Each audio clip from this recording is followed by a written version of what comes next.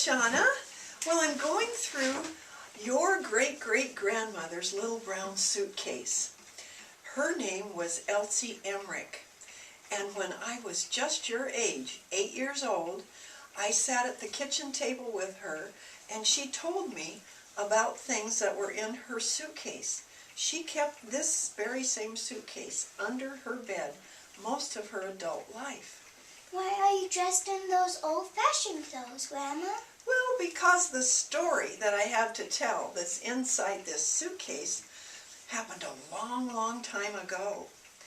And I just thought it would be fun to dress up and kind of get in the mood. Would you like to do that and maybe have a hat that would get you in the mood? Okay, that sounds like fun. Well, let's see if this one will stay on your head. So what is the story about? Oh, it's a fantastic story about how our family lost a great fortune. I didn't know that we had relatives with a lot of money. We did, and my grandmother tried very hard to get the money for us because John Nicholas Emmerich wanted his family to have the money. However, the money ended up in the pockets of his younger partner, John Jacob Astor. What happened, Grandma? Why didn't we receive the money? Oh, it's a long story, and there's lots of twists and turns.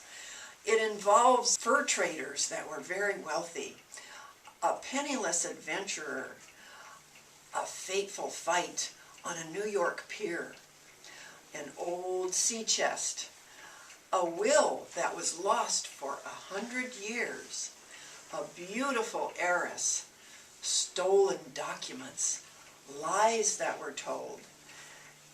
But the most important thing it involved was the sinking of the Titanic. The Titanic was a great, huge ship. People thought it was unsinkable, but it hit an iceberg and sunk, and many people lost their lives. When the Titanic sank, our family's fortunes changed forever. And that's what the story is in this Little Brown Suitcase.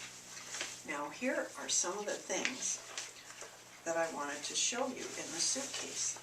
This is a list of some of the things our relative owned when he died in 1815. He owned a fleet of tall ships that he used for trading back and forth across the ocean. He owned $86 million in bonds and treasuries. He owned $78 million in gold coins. Now those amounts today would be worth many more millions than they were then. He also owned 300 acres in South Boston, and he owned 1,400 acres in Berks County, Pennsylvania, and this was very valuable land. It had coal and oil on it. He owned 42 acres in New York City. Now there are lots of buildings built on those acres now, but one of the big ones is the New York City Post Office. He also owned 33 acres in the center of Philadelphia.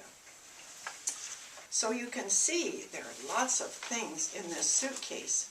There are lots of letters that are handwritten. There are old wills and genealogies and affidavits and contracts and death certificates. And altogether it makes a fascinating story. I told the whole story in my book, The Story in the Little Brown Suitcase by Carol Lynn Caswell. I would like to read that sometime. It sounds like a good story. Well, sometime you will read it, and you'll find out what happened to our great fortune and what happened in your great-great-grandmother's life, in her lifetime, all the things that happened to her. I love you. I love you right back.